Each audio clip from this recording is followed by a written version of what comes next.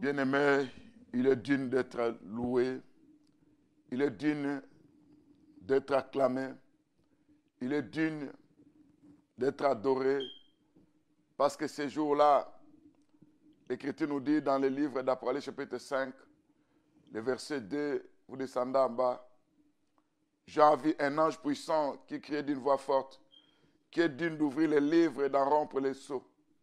Et personne dans le ciel, ni sur la terre, ni sous la terre, ne peut ouvrir les livres ni les regarder. Et Jean avait commencé à pleurer, parce que personne ne fut trouvé digne. Mais l'un des vieillards a dit ceci, ne pleure point Jean. Voici le lion de la tribu de Juda, les rejetés de David, a vaincu pour ouvrir les livres et ses 7 sceaux. Malgré qu'il a parlé du lion, mais Jean a vu un agneau qui était là, au milieu des vieillards, des 4 êtres vivants. Un agneau qui était là comme immolé, qui avait cette corne et 7 yeux, qui sont les 7 esprits de Dieu. Et quand il prit le livre, les 24 vieillards et les 4 êtres vivants, tenant chacun une coupe d'or remplie de parfums qui sont les prières des saints, ils chantaient un cantique nouveau, disant, tu es digne de prendre des livres, d'en ouvrir les sceaux, car tu as été immolé, tu as racheté pour Dieu par ton sang des hommes de toute tribu, de toute langue, de tout peuple, de toute nation. Tu as védé un rhum de sacrificateur. C'est pourquoi il est digne. Alors, nous allons l'adorer parce qu'il est digne de recevoir ça. Prions au nom de Jésus-Christ. Seigneur mon Dieu, mon roi, Père Tout-Puissant, toi tu es digne de recevoir la louange, tu es digne de recevoir l'acclamation, tu es digne de recevoir la gloire, tu es digne, Père Tout-Puissant, parce que tu as racheté pour Dieu par ton sang des hommes de toute tribu, de toute nation, de toute langue. Tu as fait d'eux un rhum de sacrificateurs pour notre Dieu. Ils régneront sur la terre. Tu es digne, parce que tu es notre Dieu. Au nom de Jésus-Christ, au nom de notre Seigneur Jésus-Christ. Tu es digne, les cieux disent que tu es digne. Tu es digne, la terre dit que tu es digne.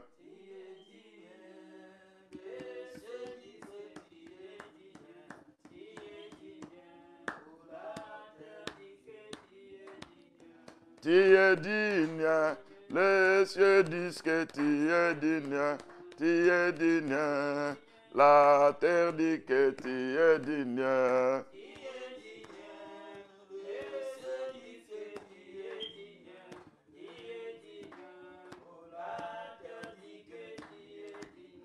Tu es digne de recevoir la louange, tu es digne de recevoir l'acclamation.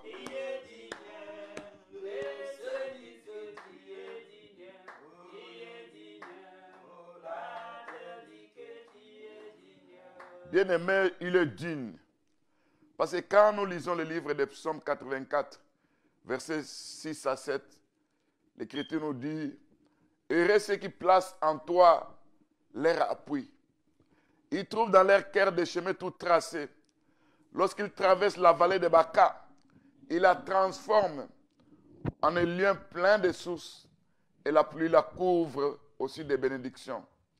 Nous savons que la vallée de Baca, c'est la vallée des pleurs, c'est la vallée de l'ombre de la mort. Mais celui qui a traversé cette vallée et a transformé la vallée à une source et à une vie, à la pluie, à une source de bénédiction, c'est notre Seigneur Jésus-Christ. C'est lui qui a la capacité de transformer toutes choses. C'est pourquoi l'Écriture nous dit dans Hébreux chapitre 5, verset 7, dans les jours de sa chair, Christ a présenté avec des grands cris et avec des larmes, de prières et de supplications à celui qui pouvait le sauver de la mort. Ça veut dire, lui, il a traversé la vallée de Baca.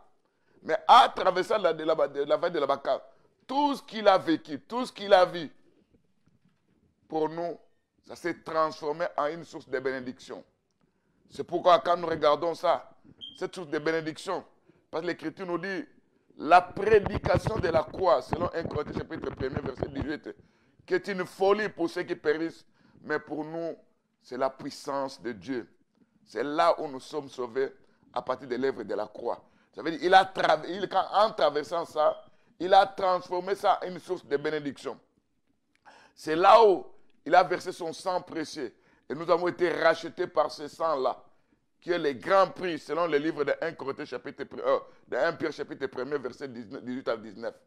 C'est là où, bien aimé, Christ a intercédé pour les coupables, selon Ésaïe 53, verset 12.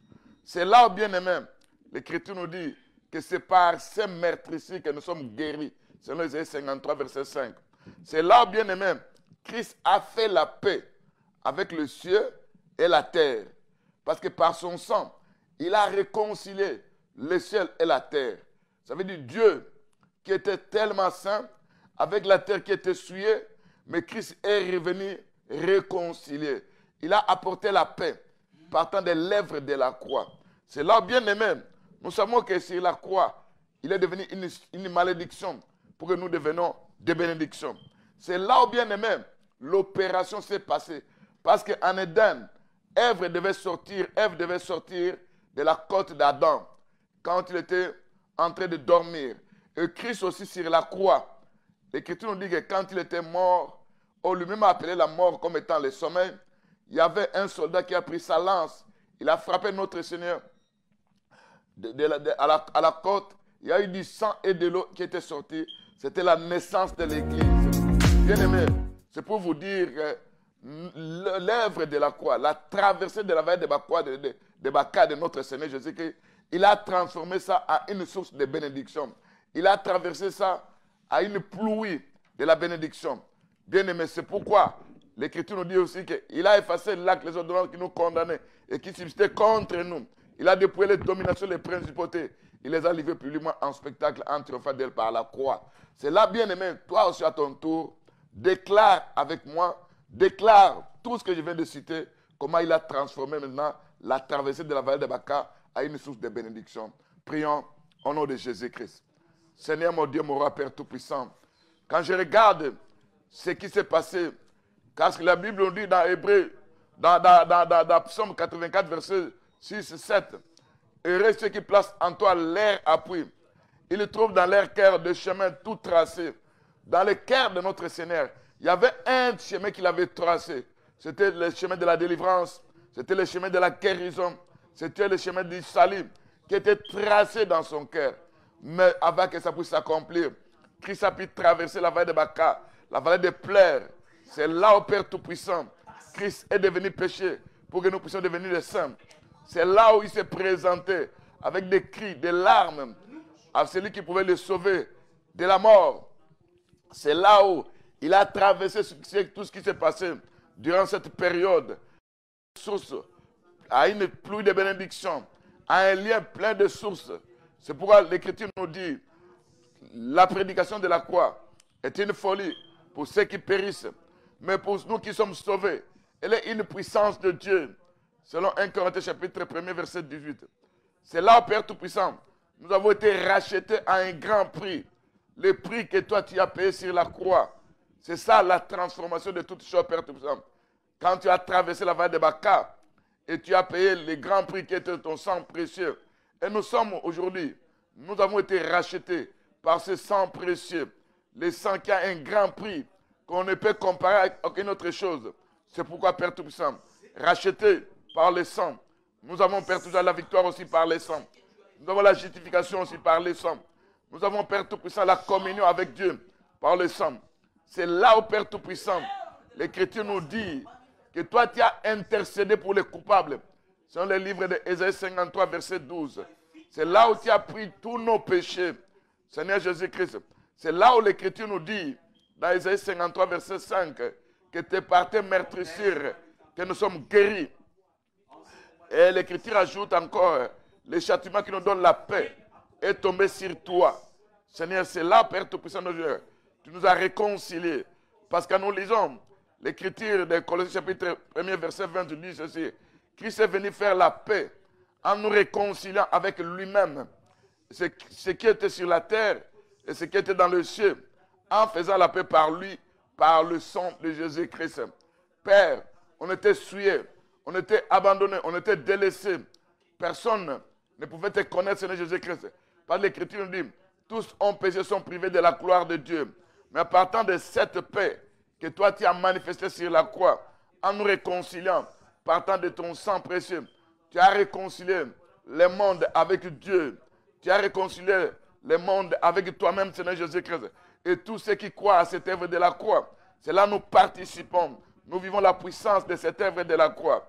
Seigneur mon Dieu, mon roi, tu es devenu malédiction, afin que nous devenions des bénédictions. C'est ça la source, Père Tout-Puissant, que tu as transformé. C'est Père Tout-Puissant. C'est là, Seigneur Jésus-Christ. Quand nous regardons, il y avait le premier Adam.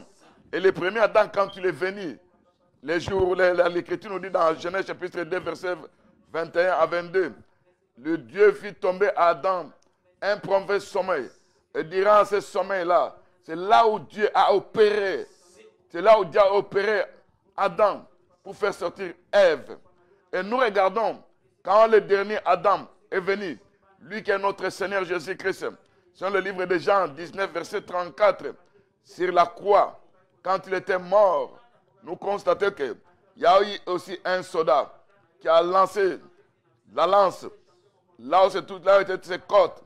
C'est là où il y a du sang et de l'eau qui étaient sortis. C'était aussi l'opération qui consistait à faire sortir Ève, qui est maintenant l'Église, Seigneur Jésus-Christ. C'est pourquoi, Père toi, à travers cette œuvre-là, nous avons une source de bénédiction. L'Église est née à partir de l'œuvre de la croix. Père Tout-Puissant, mon Dieu, mon roi. C'est pourquoi l'Écriture nous a dit un jour que Lazare dormait. Toi, tu as appelé le sommeil. Tu as appelé la mort comme étant un sommeil. Et toi aussi sur la croix, il y a un sommeil ce jour-là. Et Père Tout-Puissant, c'est là où l'Église devait naître. Et quand nous regardons le livre de Colossiens chapitre 2, versets 14 à 15, Christ a effacé l'acte dont les ordonnances nous condamnaient, qui s'étaient contre nous. Il a dépouillé les dominations, les principautés, les a livrés publiquement en spectacle, en triomphant d'elle par la croix, au nom de Jésus-Christ. Jésus, le roi des rois, oh, alléluia, il est le roi des rois, le Seigneur des seigneurs. Jésus est mon sauveur, alléluia, Jésus, le roi des rois, le Seigneur des seigneurs. Jésus est mon sauveur. Jésus, le roi des rois, le Seigneur plus. Bien-aimé, dans le livre de Jacques, chapitre 1er au verset 2, jusqu'au verset 4, l'Écriture nous dit ceci. Mes frères, regardez comme un sujet de joie complète les diverses épreuves auxquelles vous pouvez être exposés, sachant que l'épreuve de votre foi produit la patience. Il faut que la patience accomplisse parfaitement son œuvre, afin que vous soyez parfaits et accomplis sans faillir en rien. La Bible, le livre de Jacques, chapitre 1er au verset 2, qui nous parle que nous devons regarder comme un sujet de joie les diverses épreuves. Ça veut dire qu'il y a diverses épreuves. En ce moment que nous vivons, le monde est en train de traverser diverses épreuves. Les enfants de Dieu sont en train de traverser diverses épreuves. Nous avons les épreuves de la maladie. Beaucoup sont des malades dans des hôpitaux. Et parmi eux aussi, il y a les enfants de Dieu. Il y a de ceux-là même qui sont dans des maisons. Ils craignent même d'aller à l'hôpital. Ce sont des épreuves. Il y a de ceux-là qui traversent les épreuves de la famine. Il y a de ceux-là qui venaient de perdre leurs emplois. Ce sont des épreuves, bien aimés. Il y a de ceux-là qui ont des problèmes dans leur mariage. Il y a de ceux-là qui sont en train de perdre leur mariage. Il y a des problèmes de toutes sortes. Ce sont des épreuves. C'est nos frères et sœurs, Père Tout-Puissant. Il y a de ceux-là qui sont en train de subir l'épreuve de la mort. Il vient de perdre quelqu'un très cher. Ça, ce sont des épreuves. Il y a de ceux-là qui partent dans des persécutions, dans des tribulations. Il y a de ceux-là, à cause de la parole de Dieu, ils sont emprisonnés dans de divers lieux. Il y a de ceux-là qui ont des épreuves, des afflictions, des épreuves de la pauvreté, des épreuves de calomnie, des épreuves de guerres spirituelles où ils sont attaqués dans le monde des esprits. Bien-aimé, face à ces épreuves-là, demande à ton Dieu que toi, tu n'as pas de force, tu n'as pas la capacité. Notre force vient de Dieu. C'est lui qui te donne la force, qui peut renouveler ta force spirituelle, afin que tu puisses vaincre les épreuves. Parce qu'après avoir été éprouvé, tu auras la couronne de vie. Tu auras une victoire. Tu auras aussi une bénédiction matérielle. Mais demande à ton Dieu qu'il puisse t'assister à travers ces épreuves. Au nom de Jésus-Christ, prions. Seigneur mon Dieu, mon roi, regarde en ce moment que nous traversons la période de maladie. Beaucoup des enfants de Dieu sont malades. Il n'y a pas seulement la maladie du coronavirus, mais il y a d'autres maladies venant de plusieurs sources. Il y a beaucoup d'enfants qui sont malades, des parents, des mères qui sont malades, Seigneur Jésus-Christ. À travers cette épreuve de la maladie, viens en tant que celui qui doit nous guérir. Parce que l'Écriture nous dit, tu es notre Dieu, et par tes meurtrissures que nous sommes guéris. Père Tout-Puissant, ceux qui sont confinés dans nos hôpitaux, où personne ne passe là-bas, Père Tout-Puissant, c'est une période pour eux des épreuves, sans personne. Mais notre Dieu, toi qui es capable d'être toujours avec ces gens-là, guéris, Père Tout-Puissant, assiste, procure la paix et la guérison. Au nom de Jésus-Christ. Il y a de ceux-là qui traversent une période de la famine. Quand nous regardons les églises au niveau du Congo, il y a des serviteurs là qui vivaient que des offrandes et de l'air dîmes. Et pour le moment, ils se retrouvent dans une situation difficile. C'est toi, Seigneur notre Dieu.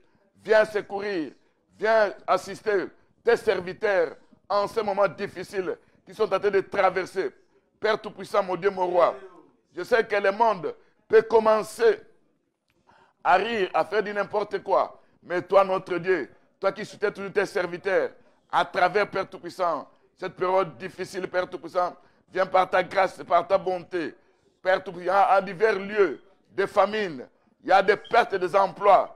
Ici aux États-Unis, il y a beaucoup de gens qui ont perdu des emplois. Père Tout-Puissant, c'est toi qui peux venir faire un travail sur le plan spirituel. Même dans le monde entier, il y a beaucoup de boulots qui sont fermés. On n'arrive plus à travailler à cause de cette maladie. Seigneur, assiste tes enfants dans ces épreuves de perte d'emploi. Seigneur, mon Dieu, mon roi. Il y a de ceux-là qui ont des problèmes dans leur mariage. Seigneur Jésus-Christ, il y a de ceux-là qui sont en train de vivre le divorce. Viens, Père Tout-Puissant, à travers ces épreuves, afin que tes enfants voient ta main et ta puissance. Au nom de Jésus-Christ. Il y a de ceux-là qui venaient de perdre un homme cher, une femme chère, Père Tout-Puissant, un fils, une fille, Seigneur Jésus-Christ. Viens, Père Tout-Puissant. Toi qui es notre secours, Père Tout-Puissant. Viens consoler, Père Tout-Puissant. Seigneur, mon Dieu, mon roi. Parce que toi, tu es le secours qui ne manque jamais dans la détresse.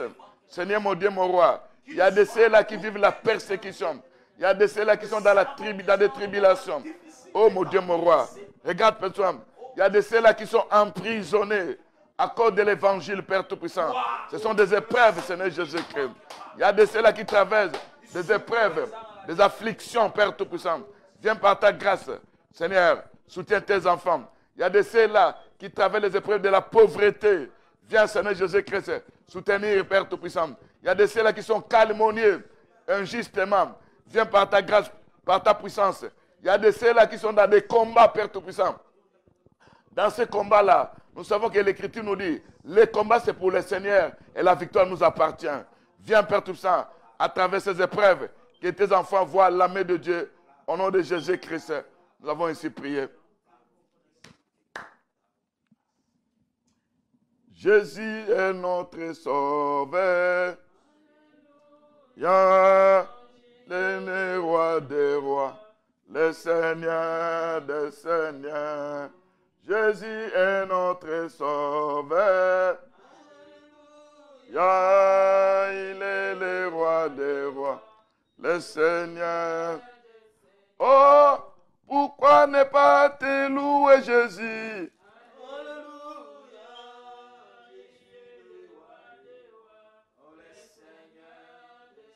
Oh, pourquoi ne pas t'adorer, Jésus? Alléluia. Roi des rois, le Seigneur. Bien-aimés, nous allons continuer toujours à prier.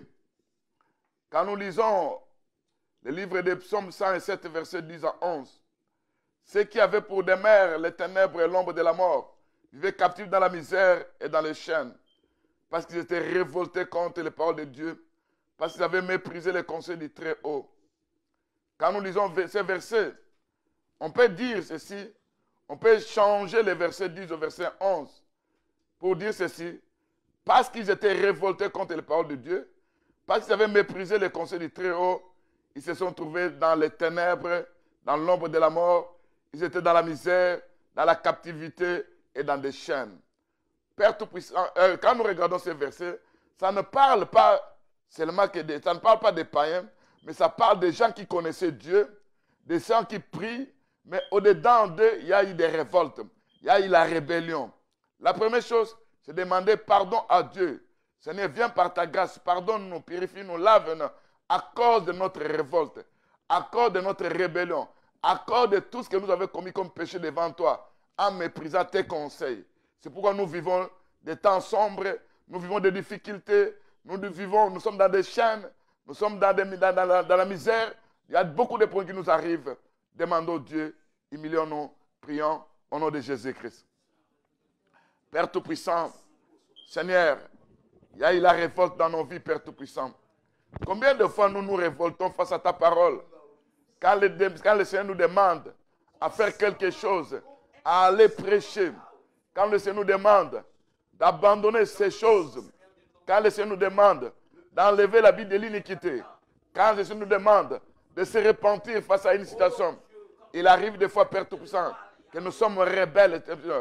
Mais Père Tout-Puissant, c'est là où les conséquences de tout ça, on se retrouve dans les ténèbres.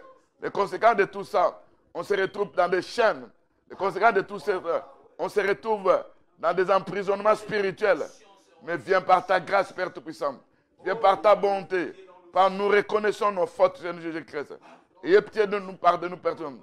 Viens, pardonne-nous dans tout ce que nous avons commis comme iniquité.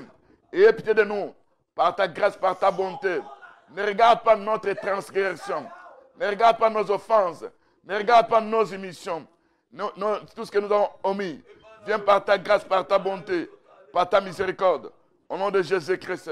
Oh mon Dieu, mon roi. Bien-aimés, nous allons prier à partir de la révolte, à partir du mépris du conseil des Très-Hauts. Il y a les ténèbres qui se présentaient dans nos vies. Les ténèbres, bien-aimés, dont parle la Bible, quand vous regardez encore dans le livre de Genèse, au chapitre 1er, le verset 2, l'Écriture nous dit, la terre était informe et vide. Il y avait des ténèbres à la surface de l'abîme. Or, nous savons que ces versets-là, c'est une prophétie. Pourquoi on dit que c'est une prophétie? Parce que le commencement de toutes choses, c'est Dieu qui est la parole, qui est la lumière. C'est le livre de Jean 1er. Mais quand on commence ici que les ténèbres étaient à la surface de l'abîme, ça veut dire que c'est comme si les ténèbres avaient précédé la lumière. Et l'Écriture dit que Dieu dit la lumière soit et la lumière fit. Or, nous savons que dans la parole de Dieu, c'est la lumière qui est le premier. Alors, cette Écriture qui parle de les ténèbres étaient à la surface de l'abîme, c'est une prophétie où Dieu voulait dire simplement, parce que l'abîme, dans le livre de Psaume 64, verset 7, c'est le cœur de l'homme qui est un abîme. Ça veut dire, nous, en tant que des humains, on devait d'abord goûter les ténèbres. Et Dieu devait venir faire la lumière, manifester la lumière, en fait que la lumière chasse les ténèbres. C'est pourquoi tu vas dire à ton Dieu, viens dans ma vie comme étant la lumière pour chasser les ténèbres se trouvant dans ma vie. Parce que nous savons que quand nous regardons le cœur de l'homme, c'est dans le cœur de l'homme bien-aimé où il y a des mauvaises choses. C'est dans le cœur de l'homme, selon le livre de Matthieu, chapitre 5, où nous trouvons beaucoup de mauvaises choses qui sont à l'intérieur, selon l'Écriture. Parce que dans le livre de Marc, chapitre 7, verset 21, ça dit ceci, c'est du cœur de l'homme que sortent les mauvaises pensées, les adultères, les débauches, les meurtres, les vols, les cupides, les méchancetés, la fraude, les dérèglements, les regards envieux, la calomnie, l'orgueil, la folie. Tout ça, ça vient du cœur de l'homme. Or, si le Seigneur notre Dieu se manifeste comme étant la lumière du premier jour, parce que la lumière du premier jour devait séparer les ténèbres d'avec la lumière. Et quand Dieu a dit que la lumière soit et la lumière fut, ça veut dire que c'est comme si la lumière avait poussé les ténèbres. Amen. C'est là, bien aimé, tu vas appeler notre Dieu comme étant la lumière des premiers jours, de venir éclairer les ténèbres se trouvent dans ton cœur. Tu vas appeler aussi ton Dieu comme étant le soleil du quatrième jour. Parce que quand le soleil apparaît, en ce moment-là, les ténèbres doivent disparaître. C'est pourquoi le livre des Psaumes 19, verset 10, le verset 6, l'Écriture nous dit, le soleil, semblable à un époux qui sort de sa chambre, se lance à la carrière avec la joie d'un héros. Ça veut dire que c'est le Dieu Tout-Puissant qui est le véritable soleil, selon Psaume 84, verset 12, qui a quitté l'éternité, il s'est lancé sur la terre, en fait d'éclairer. Et le jour de la naissance de notre Seigneur Jésus-Christ, il y avait un prophète qui avait prophétisé que grâce à la miséricorde des entrailles du Dieu Tout-Puissant, le soleil vivant est venu nous visiter d'en haut. Ça veut dire que c'était lui le soleil de la justice, c'est notre Dieu. Et nous allons appeler qu'il peut se venir comme étant un héros dans ton cœur pour chasser les ténèbres, pour qu'il puisse faire ce travail-là. C'est pourquoi David, connaissant toutes choses, dans l'écriture de Psaume 18, verset 9, il a dit, Seigneur, fais briller ma lumière. Les ténèbres, mon Dieu, éclaire mes ténèbres. Ça veut dire, au-dedans de nous, il y a les ténèbres. C'est Dieu qui doit éclairer ça. C'est pourquoi, bien aimé, vous allez lire encore, dans le livre d'Ézéchiel, chapitre 1, verset 4, il y avait une gerbe de feu qui répandait la lumière de tous côtés. Cette gerbe de feu, cette lumière, sortait du milieu d'un feu où il y avait de l'airain poli. Appelle ton Dieu, viens éclairer mes ténèbres. Viens chasser les ténèbres au-dedans de mon cœur. Ces ténèbres-là, ce sont les mauvaises choses se trouvant dans ma vie. Demande la délivrance de Dieu. Prions au nom de Jésus-Christ. Seigneur mon Dieu, mon roi, à cause de la révolte, à cause du mépris du Très-Haut, de ses conseils, on se retrouve aujourd'hui dans les ténèbres.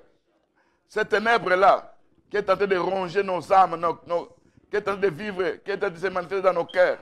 C'est pourquoi au-dedans de nous, nous constatons qu'il y a des mauvaises pensées, il y a des adultères, il y a des débauches, il y a les meurtres, il y a les vols, il y a les cupidités, il y a les méchancetés, il y a la fraude, il y a le déraillement, il y a les regards envieux, il y a la calomnie, il y a l'orgueil, il y a la folie. Tout ça, Père Tout-Puissant, c'est ce qui se trouve dans le cœur de l'homme. Oh, Père Tout-Puissant, viens en tant que la lumière du premier jour. Viens en tant que la lumière du premier jour pour éclairer mes ténèbres. Seigneur, quand je regarde les 4 jours de la création, c'était aussi le soleil.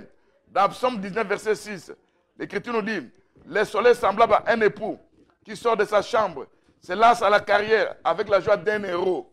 Seigneur mon Dieu, mon roi, le véritable héros, c'est le soleil de la justice. Notre Seigneur, c'est notre Psaume 84, verset 12. Le jour qu'il est né, le jour qu'il est venu sur la terre, le jour qu'il s'était lancé dans la carrière pour faire un travail. L'Écriture nous dit un prophète avait prophétisé. C'était le papa de qui des gens qui avait prophétisé. Il avait dit, grâce aux entrailles de la miséricorde de Dieu, le soleil levant est venu nous visiter d'en haut. Et ce soleil levant, c'est notre Dieu, c'est notre Seigneur. Il est venu nous éclairer. C'est pourquoi, Père Tout-Puissant, éclaire mes ténèbres au nom de Jésus-Christ. Fais briller ta lumière autour de moi. Oh mon Dieu, mon roi, Père Tout-Puissant, parce que tu es mon Seigneur. Quand nous lisons le livre des Psaumes 18, verset 29, David avait demandé que les ténèbres puissent briller sa lumière au-dedans de lui. Que le Seigneur puisse éclairer ces ténèbres. Oh mon Dieu, mon roi, Père Tout-Puissant, nous savons que toi, tu es notre Dieu. Viens en tant que la gerbe de feu qui répand la lumière de tous côtés. C'est le livre d'Ézéchiel, chapitre 1, verset 4. Parce que ce jour-là, Ézéchiel avait vu une gerbe de feu qui répandait de tous côtés, une lumière éclatante, au centre de laquelle brillait de l'airain poli, sortant du milieu des feux. Seigneur Jésus-Christ, que cette gerbe de feu qui est le chandelier vienne briller mon cœur, au nom de Jésus-Christ, pour chasser les ténèbres se trouvant à la surface de l'abîme, qui est mon cœur, Seigneur Jésus-Christ. Oh mon Dieu, mon roi, parce que le livre de Psaume 64, verset 7 dit, le cœur de l'homme est un abîme. Seigneur, mon Dieu, mon roi, viens par ta grâce, Viens par ta puissance, avec ta lumière, au nom de Jésus-Christ. Au nom de Jésus-Christ. Oh mon Dieu, mon roi. Nous savons aussi que les ténèbres représentent des possessions. Les ténèbres représentent des esprits impurs. Les ténèbres représentent des envoûtements, des obsessions, des possessions, des esprits manipulaires. Viens avec la délivrance, au nom de Jésus-Christ. Bien-aimés, quand on parle des ténèbres, il faudra voir les ténèbres réellement. Parce que les ténèbres peuvent représenter aussi les envoûtements, les ténèbres peuvent représenter les obsessions, les ténèbres peuvent représenter les possessions, les ténèbres peuvent représenter les esprits manipulateurs. Parce que quand quelqu'un se révolte face à la parole de Dieu, quand quelqu'un méprise les conseils du Très-Haut, il donne accès au diable. Et quand il donne accès au diable, en ce moment-là, il y a des esprits des envoûtements, il y a des obsessions, il y a des possessions, il y a des esprits manipulateurs, il y a des esprits de la sorcellerie inconsciente qui viennent siéger au-dedans de la personne. C'est là où maintenant, on va appeler notre Dieu. Parce que quand vous regardez dans le livre des Psaumes 104, verset 2, l'Écriture nous dit que Dieu s'enveloppe de la lumière comme étant un manteau. Et le livre d'Ésaïe 61, verset 10, dit ceci, « Il m'a couvert du manteau de la délivrance. » Et le Seigneur, quand il était sur la terre, il a dit, si quelqu'un vient plaider contre toi et prendre ta tunique, tu vas lui donner aussi ton manteau. Amen.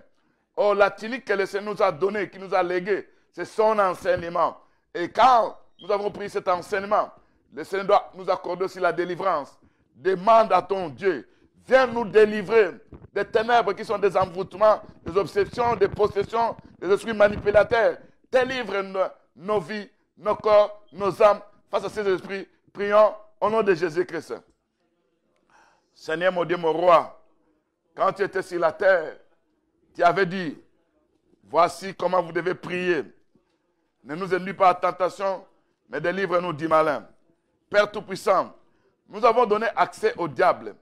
Nous avons donné l'ennemi la permission de pouvoir pénétrer dans nos vies, partant de notre révolte, partant de notre rébellion. Comme nous avons méprisé les conseils du Très-Haut, c'est là où l'ennemi a eu accès dans nos vies. C'est pourquoi nous sommes envoûtés, nous sommes obsédés, nous sommes possédés. Il y a des esprits manipulateurs qui viennent travailler dans nos vies. Seigneur, viens avec les manteaux de la délivrance, au nom de Jésus-Christ. Viens avec les manteaux de la délivrance, au nom de Jésus-Christ. Passe le livre de Psaume 104, verset 2. Seigneur notre Dieu, s'enveloppe de la lumière comme d'un manteau. Seigneur mon Dieu, mon roi, viens me couvrir, Père Tout-Puissant, de cette lumière, afin que je puisse avoir la délivrance. Viens, Père Tout-Puissant, parce que l'Écriture d'Ésaïe 61, verset 10, il m'a couvert du manteau de la délivrance. Oh mon Dieu, mon roi, Père Tout-Puissant, parce que toi tu es notre Dieu, j'ai besoin de la délivrance, Père Tout-Puissant, face aux possessions, face aux envoûtements, face à la sorcellerie inconscience, face aux esprits impurs qui tourmentent les enfants de Dieu, parce qu'ils se sont révoltés. Seigneur, viens par ta grâce, au nom de Jésus-Christ. Bien-aimés, nous allons prier. L'Écriture nous dit, ils avaient pour demeure les ténèbres et l'ombre de la mort. Ils vivaient captifs. La captivité, c'est l'emprisonnement spirituel. Tu peux être vivant sur la terre, les gens te voient, mais spirituellement, tu es emprisonné sous l'eau. C'est pourquoi tout ce que toi tu fais ne fait que submerger. Ça veut dire qu'il n'y a pas une montée, il n'y a pas un succès palpable dans ta vie. Un petit boulot que toi tu commences, ça doit échouer, tu dois perdre ça. Même si tu as un peu d'argent, si tu atteins une somme, peut-être un 10 000, peut-être un 5 000, peut-être un $100, tu dois chuter. Ça veut dire quelque part, tu deviens comme un prisonnier. Un prisonnier, tu peux être emprisonné dans la brousse, dans une forêt. Tu peux être prisonnier. Tu peux être aussi esclave du péché. C'est là où on va dire à notre Dieu, viens nous délivrer de la captivité. Parce qu'il envoie sa parole pour les délivrer de la captivité. C'est là où nous allons prendre l'exemple de la prison de Paul et de la prison de qui? De Pierre. L'Écriture nous dit que Pierre était emprisonné. Là où Pierre dormait, à côté, c'était son manteau, c'était son soulier, c'était aussi la ceinture. Et l'Écriture dit qu'il y avait un soldat qui était là et Pierre était endormi. En ce moment, dans cette prison, bien-aimé, ce n'est que Dieu qui devait venir délivrer Pierre. Et il a envoyé son ange. Et l'ange a réveillé Pierre. Peut-être aussi, toi aussi, tu te trouves dans un sommeil spirituel où tu te retrouves, tu n'arrives pas à comprendre ce qui se passe dans ta vie, où tu es gardé par des esprits méchants, par des esprits familiers, par des esprits de garde, où tu n'as même pas une révélation de ta vie. Même si tu as un songe, on te vole ça par ces esprits de garde, parce que tu es emprisonné. Ou même si, en ce moment, la ceinture qui est la vérité est à côté. Le manteau qui est la délivrance n'est plus là dans ta vie. Les aides de l'évangile manquent dans ta vie. Appelle ton Dieu. Parce que l'Écriture nous dit dans le livre de Hébreux chapitre 1er, verset 14, les anges de Dieu sont au service de Dieu. Ils sont envoyés pour exercer un ministère auprès de ceux qui doivent hériter le salut. C'est pourquoi Dieu avait envoyé son ange pour venir avec la délivrance, pour faire sortir Pierre de la prison. Et toi aussi, dans cette prison spirituelle où tu te retrouves, sous l'eau, dans la forêt, dans la brousse, quelque part, demande que Dieu puisse intervenir avec ses anges guerriers afin de délivrer là-bas. Demande la délivrance. Prions au nom de Jésus-Christ. Père Tout-Puissant, mon Dieu, mon roi, nous venons au-devant de toi pour te demander la délivrance. Délivre-nous, Père Tout-Puissant. Délivre-nous, Père Tout-Puissant. Délivre-nous, Père Tout-Puissant. Parce que toi, tu es Dieu. Accorde notre désobéissance. Accorde notre révolte. Accorde du mépris du conseil du Très-Haut. On s'est retrouvé dans la captivité. Viens, Seigneur Jésus-Christ. Viens nous faire sortir. Là, on a placé nos âmes.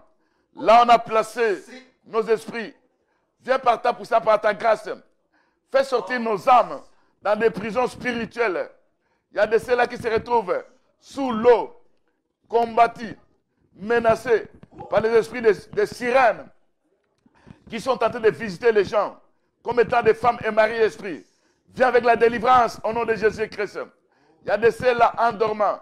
Ils n'arrivent même pas à retenir un songe. Alors que sur le plan spirituel, il y a des choses bizarres qui arrivent. C'est là le diable a placé les esprits de garde en fait de voler la révélation. C'est là au Père Tout-Puissant. On a abandonné la vérité comme étant la ceinture. On a abandonné, on a pris le manteau de la délivrance. On a pris ces ailes-là de l'évangile. Parce que ce jour-là, Pierre était dans la prison endormi. Il y a aussi un sommeil spirituel qui se trouve dans nos vies. Viens par ta puissance. Envoie ton ange guerrier. Par ce jour-là, quand l'ange est descendu, il a brillé la salle et a brillé la prison. Et les portes sont ouvertes. Viens faire sortir tes enfants dans des prisons spirituelles se trouvant sous l'eau. Au nom de Jésus-Christ. Dans des prisons spirituelles se trouvant dans des forêts. Au nom de Jésus-Christ. Dans des prisons spirituelles se trouvant dans la brousse. Au nom de Jésus-Christ. Dans des prisons, dans des enclos spirituels où les gens n'arrivent pas à sortir sur le plan spirituel. Viens avec la délivrance. Viens avec la délivrance. Au nom de Jésus-Christ. Viens avec la délivrance. Au nom de Jésus-Christ. Bien-aimés, vous allez voir que cette écriture nous parle de la captivité. Ça parle aussi de la misère.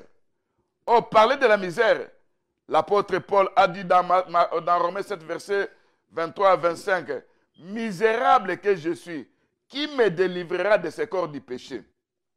Vous allez voir même dans 1 Corinthiens chapitre 15, le verset 55 à 56, l'Écriture dit que l'aiguillon de la mort, c'est le péché. Le péché est comme un gangrène. Le péché est comme un cancrélat. Le péché est comme un ver de terre qui pénètre dans ta vie et quand ça pénètre, ça fait un travail, ça ronge. Donc tu deviens maintenant un misérable lié au péché. Tu deviens maintenant esclave du péché. Qui peut te délivrer de l'aiguillon de la mort qui est le péché, si ce n'est que le Seigneur Jésus-Christ? Qui peut te délivrer?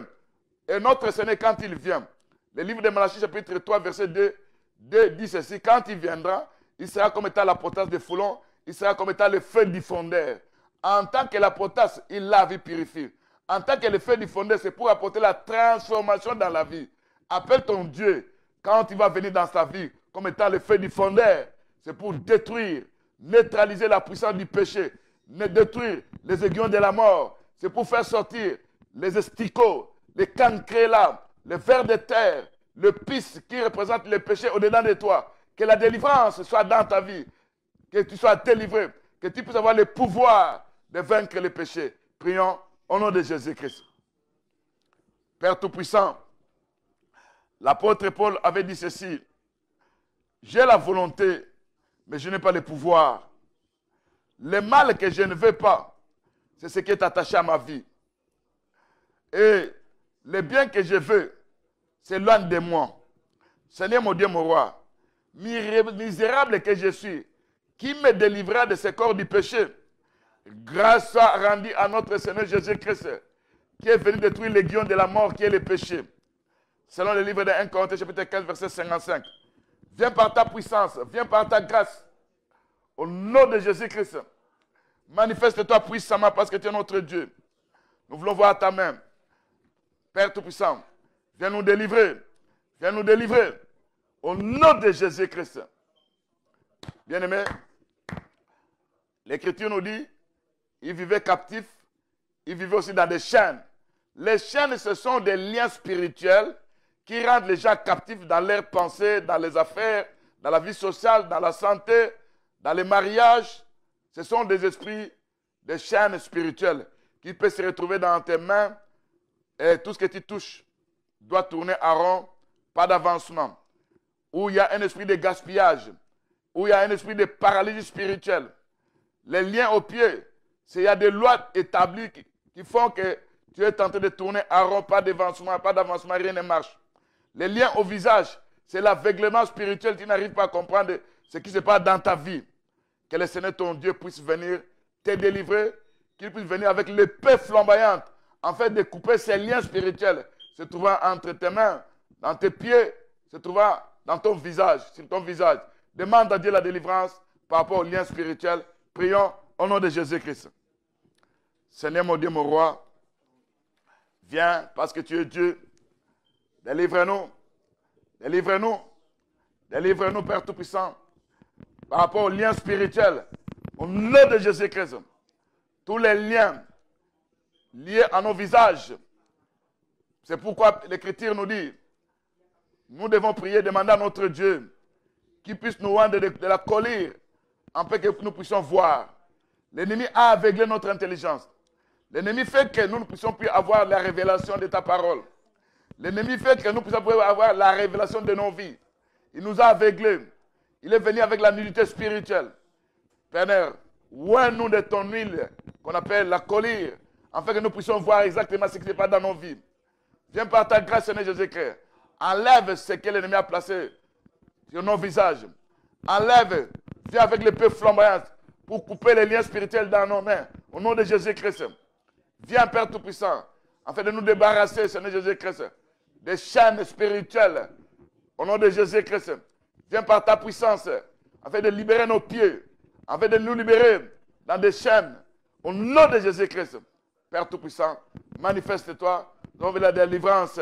Au nom de Jésus-Christ.